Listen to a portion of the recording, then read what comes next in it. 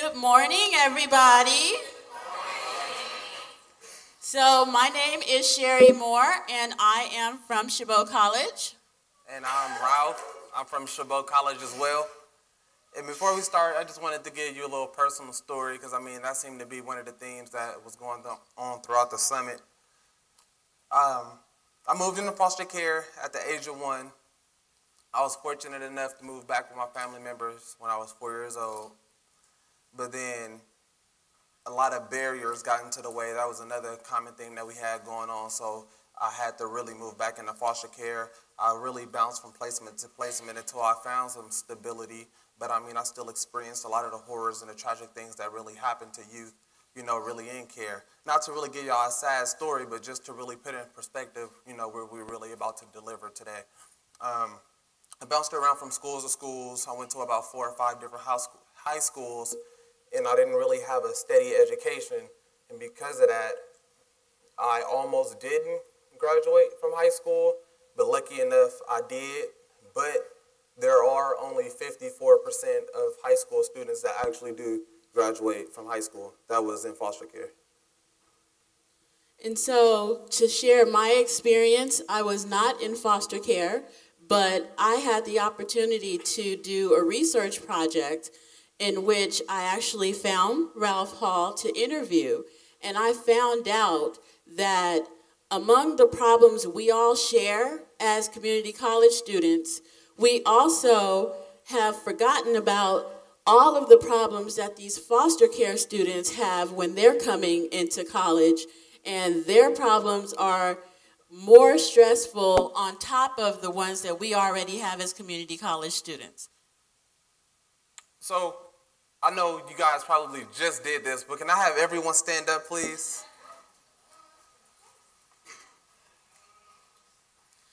So you guys are actually going to represent the entire population of foster care students. As it states, 54% earned a high school diploma, so can I have all the odd number tables have a seat?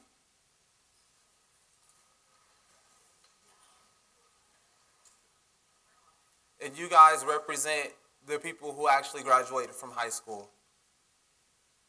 And so now I'm going to have every table except for table number 4 to sit down. Now I would like for all of you guys to give them a really big hand of applause. Come on.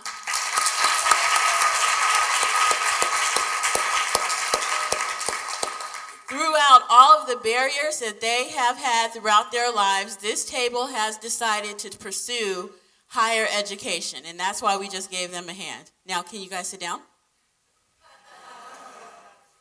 Because although they went to college, they did not graduate.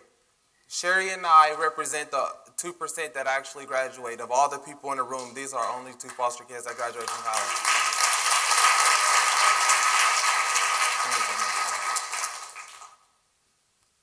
So our program, Transitions from Foster Care to College, will bridge the gap for the foster students, providing them with assistance in enrollment, counseling, support, college success courses, as well as locating and joining successful community-based educational programs.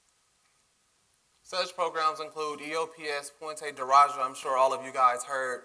That's a picture of me. It was a few years ago. You see I packed on a few pounds.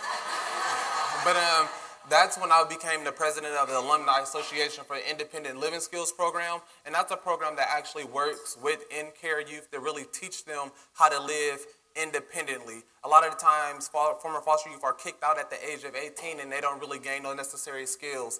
Beyond emancipation, I don't really agree with the name emancipation because I believe it to be a pejorative term, but they do work with children that transition out of care, and all of these programs are already sustaining, working on behalf of former foster youth.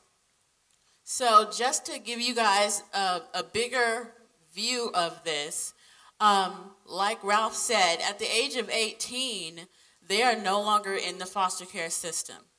So imagine whatever support you did have is gone once you're 18. And now you're table number 4 trying to go to community college and you have no support backing you. Student success, we have peer mentoring, web-based community-based. I mean, that's pretty much our social impact.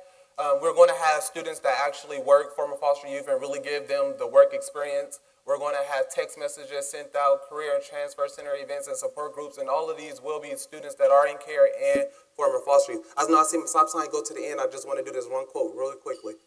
And if I can have everybody repeat after me. It is our duty to advocate change. Thank you. Thank you.